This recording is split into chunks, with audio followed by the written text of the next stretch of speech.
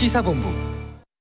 네, KBS 라디오 오태훈의 시사본부 2부 시작하겠습니다. 청취자 여러분들의 참여 기다리고 있습니다. 샵 9730으로 9730번으로 생방송 중에 의견 보내주시면 되고요. 짧은 문자 50원, 긴 문자 100원. 어플리케이션 콩은 무료로 이용하실 수 있습니다. 팟캐스트와 콩 KBS 홈페이지를 통해서 시사본부 방송 내용 다시 들으실 수 있고 유튜브를 통해서 만나실 수 있습니다. 검색창에 KBS 1라디오 아니면 시사본부 이렇게 검색하시면 영상으로 만나실 수 있습니다. 매주 화요일에는 현안 둘러싼 여야 의원들의 설전이 있는 정치화투 시간 준비되어 있습니다. 오늘도 더불어민주당 김성환 의원 나오셨습니다. 어서 오세요. 네, 안녕하세요. 김성환입니다. 네, 그리고 바른미래당의 최이배 의원 나오셨습니다. 안녕하십니까? 예, 안녕하세요. 최이배입니다. 네. 설 연휴되면 정치권은 설 바닥 민심 확인하러 간다 이런 얘기들 많이 하는데 이번에는 갑자기 지금 신종 코로나 바이러스 사태가 터져서 상당히 좀 심각한 상황입니다. 지금 많은 얘기들이 나오고 있고 또 정치권에서도 여러 대응들 기자회견 열면서 간담회 열면서 대책들 주문하기도 한 상황입니다. 먼저 두 분께서는 현재 상황 어떻게 보고 계신지를 여쭙겠습니다. 먼저 김성환 의원님. 네, 이제 우리나라 경우에 2002년에 사스, 2012년에 이제 메르스라고 하는 일종의 코로나 바이러스 변종 이제 사건을 겪었잖아요. 네. 그때도 메르스 때는 사우디 다음으로 많은 환자가 발생해서 국민들이 많이 걱정도 하고 예전에 영화 감기 저도 본 적이 있는데 네네. 이게 혹시나 현실화되는 거 아니냐에 대한 국민들의 걱정이 매우 큰 것 같습니다. 네. 그래서 너무 호들갑을 떨어서도 곤란하지만 일전에 박원순 시장이 얘기했던 것처럼 이런 경우는 늑장 대응보다는 과잉 대응이 낫다고 네. 한 말처럼 정부가 정말로 혼신의 힘을 기울여서 국가의 목적이 결국 국민들의 안전과 생명을 지키는 일이니만큼 네. 이런 코로나 바이러스로부터 체계적으로 국민들의 안전을 지키기 위한 여러 가지 재반 대책을 지금보다 훨씬 강도 높게 해야 되는 거 아니냐 이렇게 생각을 하고 있습니다. 저희 정부 여당에서도 정부가 그렇게 할 수 있도록 이번 2월 임시회 때 그 관련 법을 개정한다든지 등을 네. 통해서 또 적극적으로 지지하고 함께할 예정입니다. 예. 최 의원께서는요. 예, 제가 그 추석 연휴 동안에 이제 설 연휴. 설 연휴 동안에 그 본가는 서울이고 또 처가는 전남이어서 이렇게 좀 왔다 갔다 했는데요. 네. 확실히 이제 마스크 끼신 분들이 많더라고요. 네, 또 주변에 이제 독감도 걸리신 분들도 있고 그래서 이게 이제 상당히 그 뉴스 보면서 경계심은 좀 많이 이제 좀 올라가는 상황이 아닌가라는 네. 생각이 드는데 이게 막상 본인한테 증상이 나타났을 때 이제 어떻게 해야 되는지에 대해서는 잘 모르는 거죠. 그러니까 뭐 뉴스에서 많은 정보들을 주고는 있지만 여전히 이제 국민들은 자기가 직접 당사자가 됐을 때는 어떻게 해야 되는지 이런 부분에 대해서 이제 잘 모르는 경우들이 많아서 네. 좀 더 그런 부분에 대해서는 이제 보건당국이나 정부에서 좀 더 적극적으로 대처 방안들에 좀 안내를 잘 해야 될 것 같다라는 생각이 들었고요. 네. 지금 이게 이제 중국에 서 오신 분들이 문제인 거잖아요. 이제 아직 그 국내에서는 이제 현재까지는 이제 사람 대 사람 간염은 잘 확인이 안 된 거니까요. 그래서 우리 김성환 의원님 말씀하신 것처럼 그 대처를 좀 더 이제 강력하게 할 필요는 있다라는 생각이 듭니다. 그래서 네. 여러 가지 경계심을 늦추지 말고 해야 되는 부분에 있어서는 정부가 좀 더 신속하게 빠르게 더 강한 대처를 했으면 하는 생각이 듭니다. 네, 자유한국당 심재철 원내대표가 중국 여행객의 국내 입국을 금지해야 한다 이런 주장도 내놨고 바른미래당에서도 지금 중국인 한시 입국 금지 촉구하는 성명도 냈는데 여기에 대해서 좀 말씀해 주세요. 뭐 이거 대변인이 내셨는데 뭐 저는 좀 개인적으로는 좀 현실성이 없지 않나라는 생각은 합니다. 그래서 이게 이제 어떻게 보면 아까 말씀드린 이제 경계심을 강화하고 예. 뭐 이제 방역 검역 강화하자라는 것을 정부에 이제 또 강력하게 촉구하는 의미로 뭐 해석을 하시면 좋을 것 같다는 생각이 들고요. 예.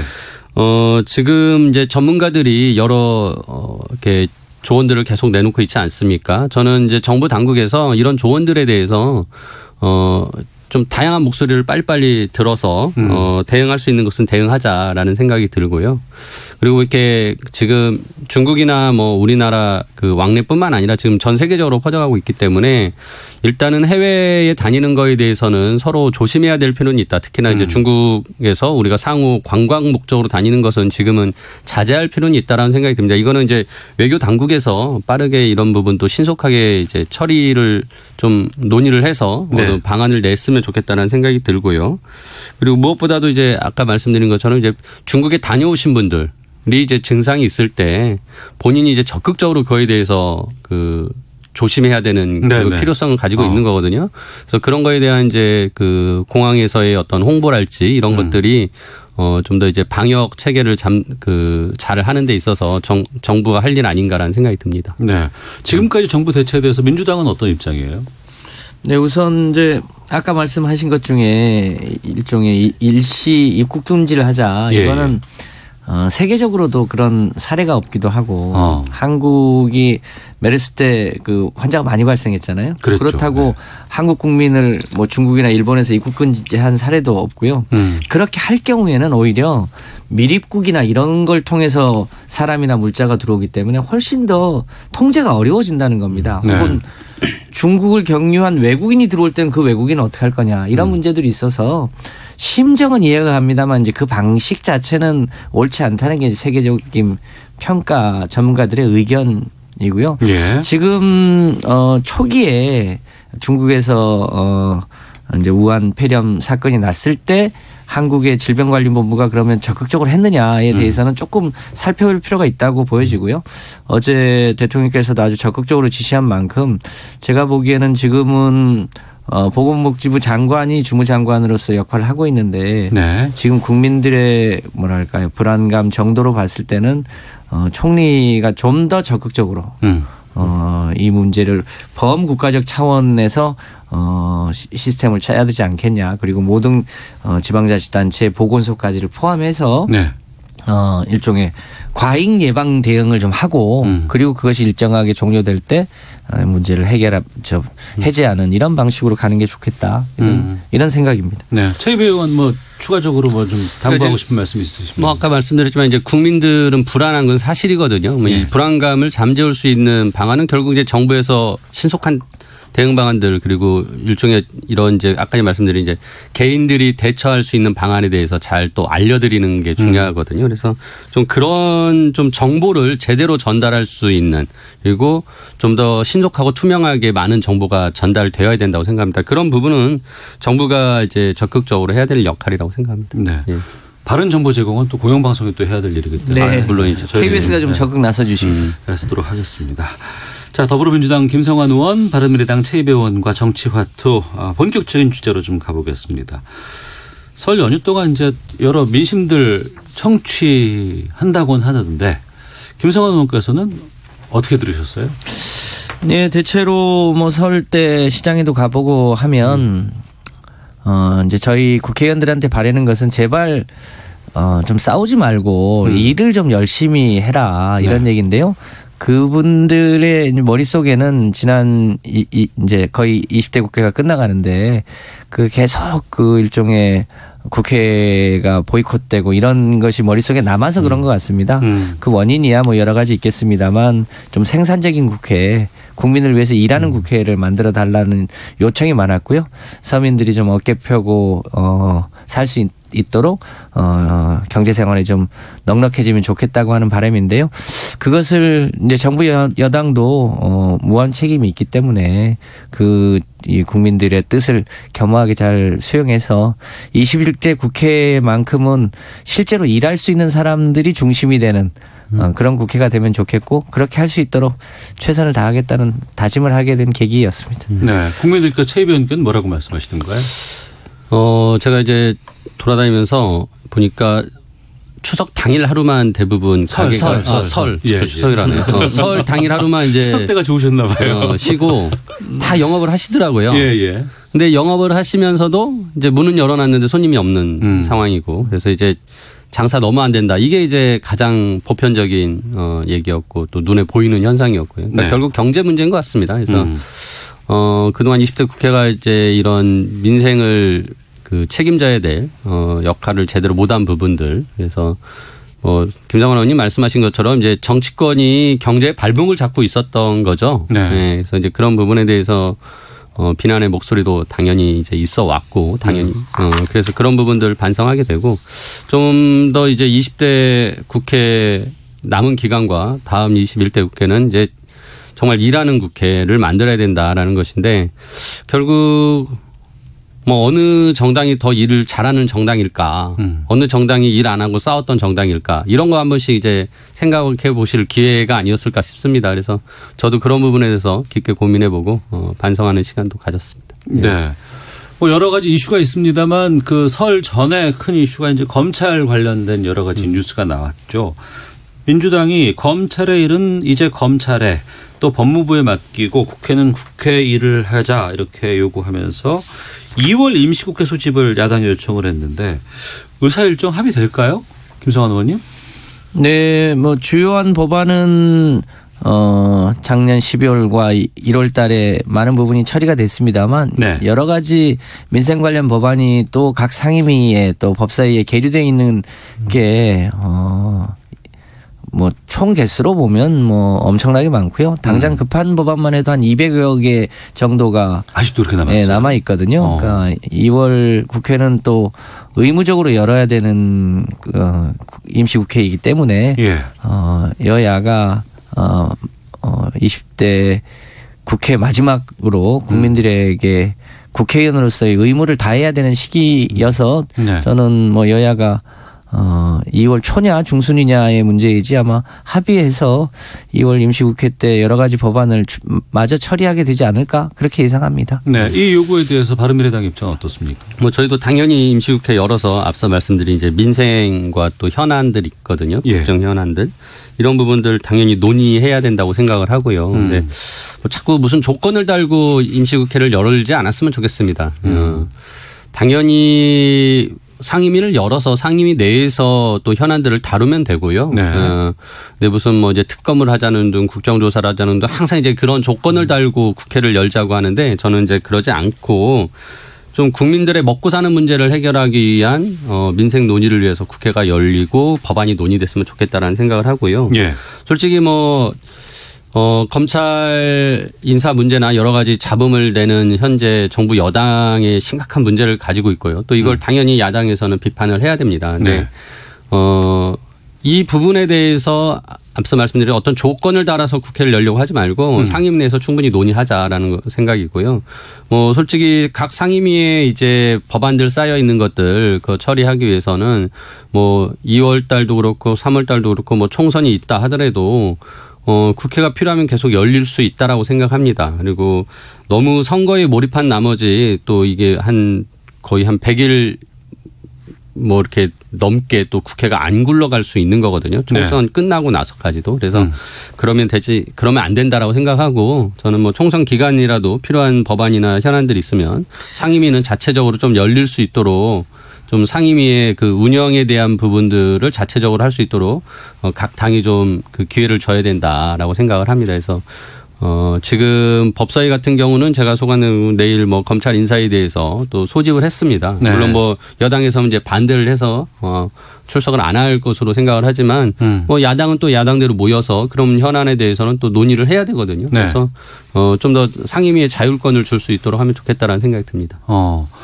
21대 총선이 4월 15일 날 치러지는데 그럼 20대 국회는 언제까지가 임기인 거예요? 5월 30일까지인가 그렇습니다. 그러니까 6월부터 임기가 바뀌는 거군요. 새로. 5월 31일부터 새로운 임기가 시작되죠. 그럼 아직 넉 달도 더 남았네요. 맞습니다. 근데 4월 15일 총선이 뭐 코앞이라 2월 임시국회가 사실상 마지막이라고 가능성이 있는데 봐야죠. 그리고 이제 총선 끝나고 마저 또 임시 열어서 또 급하게 처리할 거 처리해야 되겠죠. 네. 자, 4월 15일 총선 뭐 지금 정치권은 온통 총선 관련한 집중이 지금 계속되고 있는데 좀 보겠습니다. 아무래도 가장 정치권에서 집중하고 있는 곳은 종로 지역구입니다. 이낙연 전 총리가 종로 출마 공식 선언하고 지역구 행보에 나서고 있습니다. 먼저 민주당 분위기 좀 전해 주세요. 네, 뭐 잘 아시겠습니다만 종로는 그냥 일반적 지역구 한 곳이 아니라 정치적으로 매우 상징적인 지역구여서 저희 당의 이제 간판인 이낙연 총리가 이제 종로 출마를 선언했는데 그 당사자께서 과분한 영광이라고 하고 가급적이면 신사적으로 황교안 대표와 종로에서 네. 겨뤄보고 싶다는 의사 표현을 했잖아요. 이게 일종의 대선 전초전형 성격이 있는데 총선이 또 다음 대선으로 가는 길목이니만큼 네. 두 분의 멋진 대결이 종로에서 이루어지면 어떨까 이런 상상도 해봅니다. 저희 당이 이제 그 외에도 전국 권역별로 저희 당이 내놓을 수 있는 가장 최적의 후보들을 각 지역별로 각 선거구별로 공천해서 국민의 심판을 겸허하게 받을 예정으로 있는데 그 첫 네. 상징이 이제 종로라고 할 수 있겠습니다. 네. 최 의원께서는 보셨을 때 그 황교안 대표가 종로로 나갈까요? 일단 종로가 이제 정치 1번지라고 하는데 제가 과거에 종로의 그 득표율을 쭉 보면은 예. 전국 득표율과 거의 비슷하게 항상 나옵니다. 이게 총선의 바로미터가 거기다. 그렇죠. 그렇게 되죠. 그러다 보니까 이 종로에 대한 이제 상징성을 가지고 있는데 지금 이낙연 전 총리께서는 이제 확정을 지었는데 황교안 대표는 이제 계속 회피하고 있는 모습을 보이고 있어요. 굉장히 좀 젤리야당의 그 대표답지 않은 모습인 거죠. 그러니까 본인이 남들에게는 자꾸 험지를 얘기하면서 네. 본인에 대한 부분은 확정짓지 않고 있는 모습이 지금까지 나온 건 험지로 가겠다라는 얘기만 한 거죠. 예. 수도권의 험지로 가겠다. 네. 그러니까 이제 그런 부분이 굉장히 저는 이제 좀 별로 좋은 모습은 아니다라고 생각하고 이미 당내에서 뭐 자유한국당 내에서도 종로에 대한 그 요구들이 많이 있는 것으로 알고 있습니다. 그래서 이런 부분은 빨리 확정을 짓는 게 네.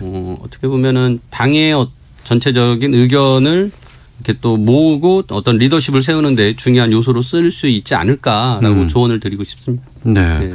그러니까 황교안 대표가 무엇이 당에 가장 도움이 될지 판단하겠다 이렇게 답을 한 상황인데 우선은 선택지를 보면 종로 출마가 있을 수 있을 것 같고 비례대표 또 얘기가 나오고 있고 그 외에 다른 지역 또 하나는 불출마 한 4개 정도로 좀 압축이 되거든요. 어떻게 전망하세요? 김상환 의원께서는. 뭐 저희 당으로서야 기왕에 대선 전초적 성격이 있으니까 종로에서 정정당당하게 승부를 펼쳐지는 게 어떨까 이런 생각이 있습니다만 현실적인 예상은 예. 황교안 대표가 과연 종로에 나올 수 있는 배보가 있을까 거기 못 나오면 쫄보되는 거 아닌가 이런 느낌을 지울 수가 없습니다. 예.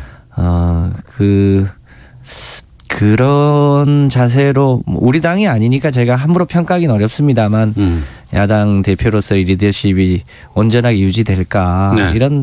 이런 우려도 한편으로는 있는데 황교안 대표의 뭐랄까요 리더십이 어디까지인지 실험하는 중요한 잣대가 될 거라고 봅니다. 예상해 보신다면요, 최 의원께서. 제가 아까 말씀드린 당내 요구는 굉장히 있는 것 같습니다. 네. 근데도 이제 본인이 결정을 못하는 상황인데 아직도 네, 상당히 압박이 될 겁니다. 예. 이 압박을 회피하면은 리더십을 잃는 거죠. 제가 쫄보되는 거죠. 예, 그런 면에서는 본인도 한번 과감한 도전을 할 필요가 있다라는 측면에서 나오지 않을까라고 예상은 해봅니다. 네. 알겠습니다. 뭐 다른 지금 뭐 짚어볼 내용들 좀 많이 있는데 이거는 저희가 그 뉴스 또 기상청 상황, 교통정보 그리고 신종 코로나 바이러스 관련돼서 이제 대응 어떻게 하는 것이 바람직할지에 대한 내용까지 좀 듣고 와서 두 분과 다시 말씀 나누도록 하겠습니다. 정세균 국무총리는 신종 코로나 바이러스 감염병과 관련해 질병관리본부 등 관계부처와 지자체는 가용인력과 자원을 총동원하고 의료기관과 협력해 검역과 방역을 보다 강화하라고 지시했습니다. 서울시교육청은 우한 폐렴으로 불리는 신종 코로나 바이러스 감염증 확산을 막기 위해 개학 연기 등 여러 방안에 모든 가능성을 열어두고 폭넓게 검토하겠다고 밝혔습니다. 미국 국무부가 한국 정부의 남북 경제협력 사업에 미국 측이 반대했다는 일본 언론의 보도에 대해 미국은 남북 협력을 지지한다고 밝혔다고 미국의 수리방송이 보도했습니다. 더불어민주당 공직후보자 추천관리위원회는 오늘 현역 의원 평가 하위 20% 해당자들에게 개별 통보를 시작합니다. 자유한국당이 최강욱 청와대 공직기강 비서관 기소를 거부한 이성윤 서울중앙지검장이 외부 지시를 받았는지 특검을 통해 밝혀야 한다고 주장했습니다. 지금까지 헤드라인 뉴스 정원나였습니다. 이어서 기상청의 강혜종 씨 연결합니다. 네, 먼저 미세먼지 정보입니다. 한신문의 날씨 기사에 있어 조회수가 여름에는 태풍이, 겨울에는 미세먼지가 가장 많았다고 합니다. 비온 뒤라 오늘은 대기 확산이 원활해 전 지역의 미세먼지 농도 보통 내지 좋음 단계를 보이고 있습니다. 내일도 대기는 꽤 청정하겠습니다. 오늘 전국이 흐린 가운데 영동과 경북 동해안으로는 비가 내리겠고요. 동해안 쪽에 바람이 계속 강합니다. 공항 이용하실 분들 동쪽 지방 특히 해안 쪽도 그렇고요. 운항에 차질 빚을 수 있습니다. 사전 운항 정보 확인하시는 게 좋겠습니다. 이 비는 내일까지 영동과 경북 동해안으로 10에서 40mm, 제주도에서는 5에서 20mm의 비가 남았습니다. 이 문제는 폭설입니다. 강원 산지 쪽 모레까지 5에서 30cm의 눈이 더 쌓이겠고요. 경북 산지와 제주 산지에는 1에서 5cm의 눈이 더 이어지겠습니다. 평창에는 이미 30cm 가까운 눈이 내렸고 홍천 대관령도 역시 20cm가 넘는 눈이 내렸습니다. 내일도 호남 해안과 제주도에는 바람이 계속 강하게 불겠습니다. 모레까지 비나 눈이 온 지역 가시거리가 짧고 또 비나 눈이 얼어서 도로가 미끄러울 수 있습니다. 교통안전에 유의하셔야겠습니다. 오늘 낮 기온은 서울 9도 등 6도에서 12도로 낮 동안 포근하겠습니다. 지금 서울의 기온은 9도, 습도는 48%입니다. 지금까지 날씨였고요. 다음은 이 시각 교통 상황 알아보겠습니다. KBS 교통정보센터의 오수미 씨입니다. 네, 이 시각 교통정보입니다. 오늘 오전부터 내내 큰 정체 없이 대부분 도로 위로 소통 상황이 좋습니다. 오히려 교통량이 많지 않아 방심으로 인한 사고 없도록 주의를 해서 이동을 해주시기 바랍니다. 천안 논산간고속도로 천안 백면 차량터널 1차로에서 승용차 사고가 났고요. 처리 여파로 정체입니다. 중부 내륙고속도로 양평 쪽으로도 선산 휴게소부터 상주터널까지와 연풍에서 연풍터널까지 밀리고 있는데요. 각 구간 모두 사고 여파가 남아 있어서 그렇습니다. 청주 영덕간 고속도로 청주 백면은 수리티 터널 부근 2차로에서 공사를 하고 있어 보은부터 5km 막힙니다. 경부고속도로 서울 백면 기흥 부근 5차로에서 고장난 차를 처리하고 있고요. 지장을 받아 기흥 동탄에서 2km 정체가 이어집니다. 지금까지 KBS 교통정보센터였습니다. 신종 코로나 바이러스는 2019년 12월 발생한 중국 우한 폐렴의 원인 바이러스로 인체 감염 7개 코로나 바이러스 중 하나입니다. 신종 코로나 바이러스는 약 7일의 잠복기를 거친 뒤 발열이나 기침, 호흡곤란 등의 증상이 나타납니다. 이를 예방하기 위해선 손바닥과 손톱 밑까지 꼼꼼하게 30초 이상 자주 손을 씻고 기침할 땐 옷소매로 입과 코를 가려야 합니다. 불가피하게 신종 코로나 바이러스 유행 지역에 갈 경우 현지에서 동물과 접촉을 피하고 감염 위험이 있는 의료기관과 시장 방문을 피해야 합니다.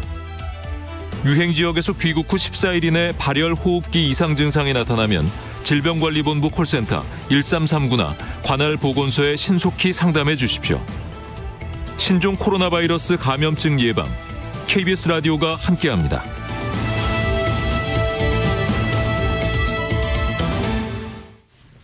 네, 정치화투 더불어민주당 김성환 의원, 바른미래당 최이배 의원과 함께하고 있습니다.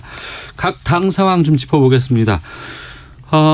민주당이 의원 평가 하위 20% 개별 통보 오늘 한다고 하는데 통보됐습니까?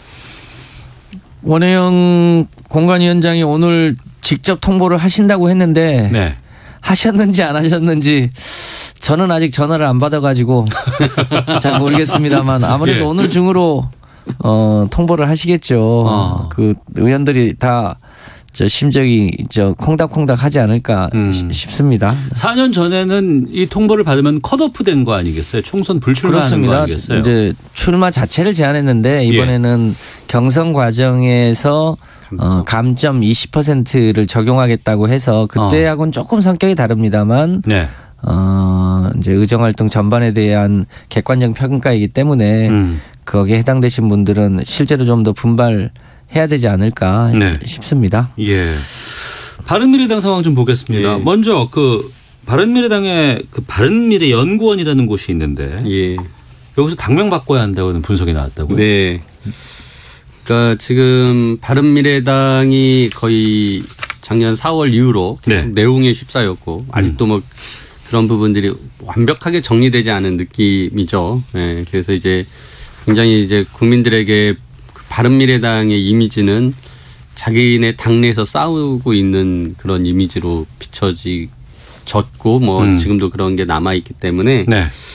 좀 당을 수습하는 과정에서 당명은 반드시 바꿔야겠다. 뭐 이 얘기는 굉장히 일찍부터 나왔습니다. 예. 그러니까 이제 저희가 새로운 보수당 그분들이 탈당을 하면 뭐 당명도 바꾸고 거의 재창당 수준으로 당을 완전히 변모시켜야 된다라고 했고요. 네. 이제 그게 단순하게 겉으로만 이름 바꾸고 뭐 지도체제만 바꾸는 뭐 지도부 그 구성만 바꾸는 것이 아니라 이제 제가 지난번에도 말씀드렸지만 아예 청년 중심 정당으로 우리가 그냥 변신을 하자. 그래서 당내 청년들과 또 당 외에 지금 청년들이 정치 세력화를 하면서 모임을 하고 있습니다. 네. 이런 분들하고 계속 접촉을 하고 있고요. 그래서 이제 가능하다면 이런 분들이 당에 와서 아예 그 당을 장악을 해라. 그냥 네. 우리가 청년들에게 당을 그냥 접수시켜 주겠다라는 마음가짐을 가지고 완전한 변모를 하자라는 것이고요. 그래서 어떤 기존의 정당이 뭐 청년들 몇 명 그 인재 영입하는 그런 것이 아니라 예. 저는 아예 청년들이 들어와서 이 당을 청년 정당으로 바꿔서 이 당과 같이 성장해 나갔으면 좋겠다라는 생각을 가지고 있고 그런 면에서 뭐 당명 바꾸는 거는 뭐 이제 형식적인 것이고요. 네. 내용을 바꾸는 부분은 청년 중심 정당으로 바뀌어야 된다라고 생각합니다. 지금 자유한국당 새로운 보수당은 당대당 통합 논의가 있고요. 또 네. 혁신 통합추진위원회도 또 따로 구성이 돼서 지금 투트랙으로 네. 진행되고 있습니다. 이 보수 통합과 관련해서는 여당에서는 어떻게 보고 계시는지도 궁금하네요. 김성환 의원님. 네. 그 통합이 어디까지 어떻게 될지 뭐 저희로서는 알 수 없습니다만 그냥 외견상 드는 느낌으로는 도로 새누리당 되는 거 아니냐. 옛날 박근혜 대통령 시절에 국정농단이 있었고 그 국정농단에 함께 있던 사람들이 탄핵 과정에서 한때 이제 나눠졌다가 그 탄핵 문제도 제대로 정리하지 못한 채 소위 이제 묻지마 통합을 하는데 그렇게 해서 국민적 지지를 얼마나 받을 수 있을까?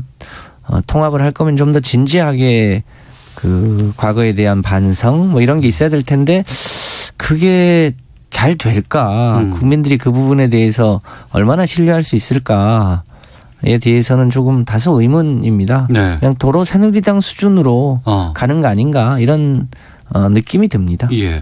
이 보수 통합과 관련해서는 바른미래당도 지금 입장이 좀 어떨까 궁금하기도 해요.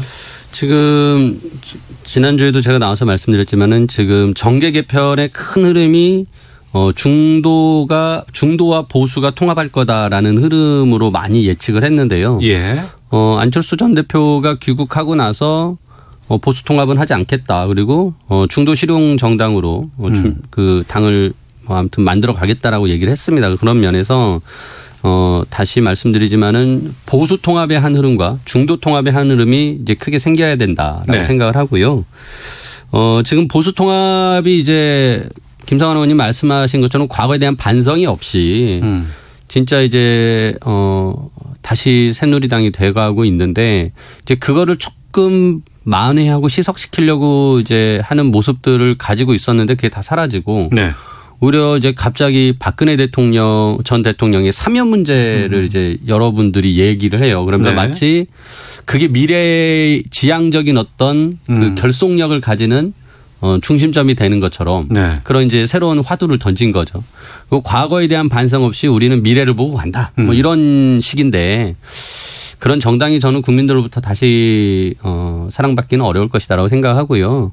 그런 면에서는 보수 통합이 힘이 없어질 것이다라는 네. 생각을 하면서 오히려 보수 통합이 실패될 가능성도 상당히 상존하고 있다라고 생각을 합니다. 특히나 지금 보수의 스펙트럼도 굉장히 넓어졌기 때문에 한때 이제 중도 보수를 얘기하면서 지금 새로 만들어진 새로운 보수당과 맨 오른쪽에 어떻게 보면 수구의 모습을 가지고 있는 우리공화당까지가 굉장히 스펙트럼이 넓습니다. 제가 네네. 보기에도. 이분들이 다 한 그릇에 담아지기는 어려울 거라는 생각이 들어서 오히려 보수가 두 개로 나눠지지 않을까. 이런 예상도 가능하다. 보수가 둘. 예. 그러면 현 바른미래당은 어떻게 되는 거예요? 그러니까 이제 거기는 둘인데 이제 보수죠. 네. 그리고 이제 바른미래당은 여전히 중도의 모습을 가지고 있고 아까 말씀드렸듯이 이제 중도의 통합에 네. 대한 저희는 이제 그 지향점을 가지고 지난주도 말씀드렸지만은 과거에 국민의당을 같이 했던 분들만 모이는 것이 아니라 이 삼지대 또 중도 이런 부분에 대해서 동의하는 많은 분들이 있거든요, 지금. 그 필요성을 가지고 아까 말씀드린 대로 이제 이념에서 벗어나자라고 모이는 청년 정치 그룹들도 있는 거고요. 네. 그래서 그런 분들을 최대한 다 모으는 그릇으로 바른미래당이 쓰여야 된다라고 생각을 합니다. 하나만 더 여쭤보겠습니다. 예. 안철수 전 의원 어제 손학규 대표 만나셨죠. 네. 그렇죠. 그리고 오늘 손학규 대표가 여기에 대한 입장을 발표한다는 얘기가 있던데요. 예, 3시에 발표하기로 했는데요. 어떤 내용 나옵니까? 저도 기사로만 확인을 했는데 네. 손학규 대표가 그냥 물러나진 않겠다라는 입장이신 것 같습니다. 그러니까 본인이 거의 한 9개월, 10개월 동안에 이 당을 지켜왔습니다. 네. 그 당을 누구로부터 지켰냐? 보수로 통합을 하려는 세력과 싸우면서 지켜왔고, 그 과정에서 온갖 수모를 겪었는데 지금 와서 다시 혹시라도 보수의 통합이나 보수와의 선거 연대 이런 것들을 고려하는 모습을 가지고 있는 사람들에게는 당을 줄 수 없다라는 입장인 것 같습니다. 네. 그런 면에서 안철수 전 대표가 보수 통합 안 한다 그리고 중도 지키겠다라는 것에 대해서 얘기를 했지만 확신을 못 갖는 것 같습니다. 그래서 이제 그런 부분이 좀 더 소통이 필요할 거라고 생각이 되고요. 네. 오늘 지금 이 시간도 아마 지금 안철수 전 대표와 그 현역 의원님들이 지금 모임을 하고 있는데요.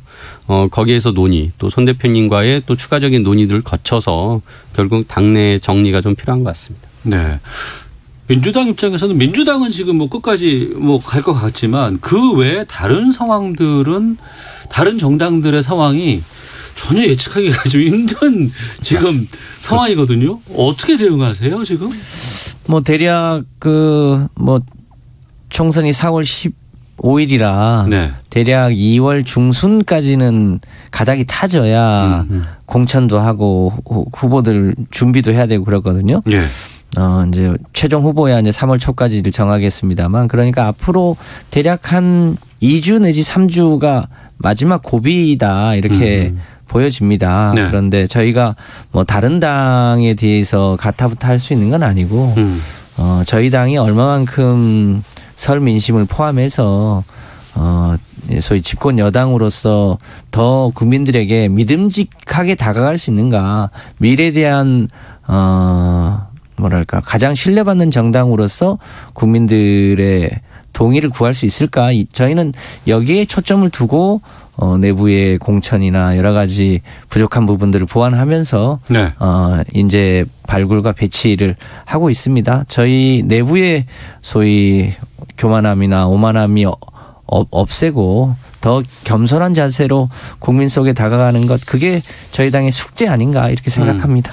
최 의원께서는 그럼 바른 미래당으로 계속 나오시는 건가요? 아니면은 어떻게 바뀔 수도 있는 거죠? 아니 저는 저희 당이 그 중도 실용 정당으로서 계속 유지가 돼야 된다고 생각을 하고요. 예. 제가 어떻게 보면 또 그거를 지켜야 될 사람 중에 하나입니다. 그래서 저는 이 당에서 끝까지 남아서 이 당이 그런 방향으로 갈 수 있게 역할을 하겠다라고 생각을 하고 있습니다. 네.